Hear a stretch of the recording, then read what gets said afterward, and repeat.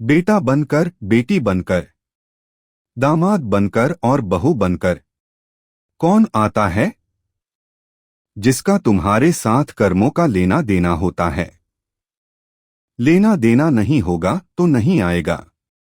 आइए समझते हैं इस कहानी के माध्यम से। एक फौजी था। उसके माँ नहीं, बाप नहीं, शादी नहीं, बच्चे नहीं, भाई नहीं, बहन नहीं। अकेला ही कमा कमा के फौज में जमा करता जा रहा था।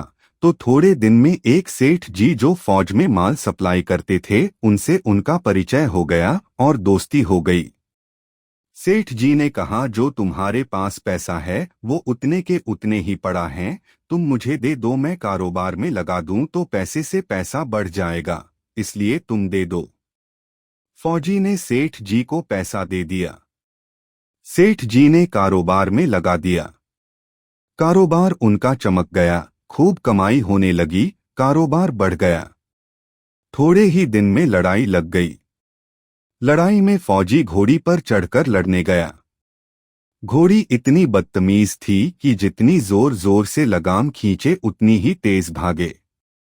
खींचते खींचते उसके गलफर तक कट गए, लेकिन वो दौड़कर दुश्मनों के गोल में जाकर खड़ी हो गई। दुश्मनों ने वार किया। फौजी भी मर गया, घोड़ी भी मर गई। अब सेठ जी को मालूम हुआ कि फौजी मर गया तो सेठ जी बहुत खुश हुए कि उसका कोई वारिस तो है नहीं। अब ये पैसा देना किसको? अब मेरे पास पैसा भी हो गया, कारोबार भी चमक गया, लेने वाला भी नहीं रहा। तो सेठ जी बहुत खुश हुए। तब तक कुछ ही दिन के बाद सेठ जी के घर में लड़का पैदा हो गया। अब सेठ जी और खुश कि भगवान की बड़ी दया है। खूब पैसा भी हो गया, कारोबार भी हो गया, लड़का भी हो गया, लेने वाला भी मर गया। सेठ जी बहुत खुश। वो लड़का होशियार था, पढ़ने में समझदार था। सेठ जी ने उसे पढ़ाया लिखाया।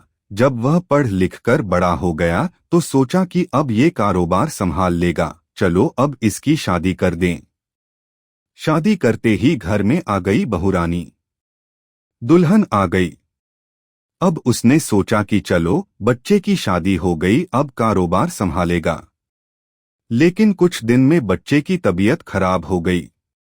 अब सेठ जी डॉक्टर के पास, हकीम के पास, वैद्य के पास दौड़ रहे हैं। वैद्य जी जो दे रहे हैं, दवा खिला रहे हैं, और दवा असर नहीं कर रही, बीमारी बढ़ती ही जा रही। पैसा बर्बाद हो रहा है और बीमारी बढ़ती ही जा रही है, रोग कट नहीं रहा, पैसा खूब लग रहा है। अब अंत में डॉक्टर ने कह दिया कि लाइलाज मर्ज हो गया, इसको अब असाध्य रोग हो गया, ये बच्चा 2 दिन में मर जाएगा। डॉक्टरों के जवाब देने पर सेठ जी निराश होकर बच्चे को लेकर रोते हुए आ रहे थे। रास्ते में एक आदमी मिला। कहा, अरे सेठ जी क्या हुआ, बहुत दुखी लग रहे हो? सेठ जी ने कहा, ये बच्चा जवान था, हमने सोचा बुढ़ापे में मदद करेगा। अब ये बीमार हो गया शादी होते ही। हमने इसके लिए खूब पैसा लगा दिया। जिसने जितना मांगा उतना दिया। लेकिन आज डॉक्टरों ने जवाब दे दिया, अब ये बचेगा नहीं। असाध्य रोग हो गया, लाइलाज मर्ज है। अब ले जाओ घर, 2 दिन में मर जाएगा। आदमी ने कहा, अरे सेठ जी तुम क्यों दिल छोड़ रहे हो? मेरे पड़ोस में वैद्य जी दवा देते हैं। 2 आने की पुड़िया खाकर मुर्गा भी उठकर खड़ा हो जाता है। जल्दी से तुम वैद्य जी की दवा ले आओ। सेठ जी दौड़कर गए, 2 आने की पुड़िया ले आए और पैसा दे दिया। पुड़िया ले आए, बच्चे को खिलाई, बच्चा पुड़िया खाते ही मर गया। बच्चा मर गया। अब सेठ जी रो रहे हैं, सेठानी भी रो रही और घर में बहुरानी और पूरा गांव भी रो रहा। गांव में शोर मच गया कि बहुरानी सेठ की कमर जवानी में टूट गई, सब लोग रो रहे हैं। तब तक एक महात्मा जी आ गए। उन्होंने कहा, भाई क्यों रोना धोना?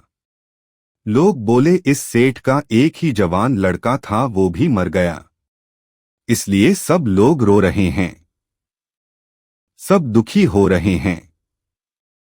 महात्मा बोले, सेठ जी रोना क्यों? सेठ महाराज, जिसका जवान बेटा मर जाए वो रोएगा नहीं तो क्या करेगा? महात्मा, तो आपको क्यों रोना? सेठ, मेरा बेटा मरा तो और किसको रोना?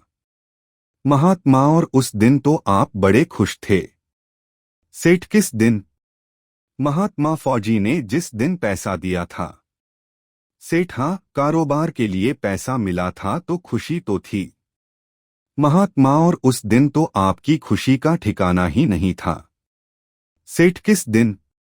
महात्मा, रे जिस दिन फौजी मर गया। सोचा कि अब तो पैसा भी नहीं देना पड़ेगा, माल बहुत हो गया, कारोबार खूब चमक गया, अब देना भी नहीं पड़ेगा, बहुत खुश थे। सेठ, हाँ महाराज, खुश तो था। महात्मा, और उस दिन तो आपकी खुशी का ठिकाना ही न था, पता नहीं कितनी मिठाइयां बंट गईं। सेठ, किस दिन? महात्मा, रे जिस दिन लड़का पैदा हुआ था। सेठ महाराज, लड़का पैदा होता है तो सब खुश होते हैं, मैं भी हो गया तो क्या बात?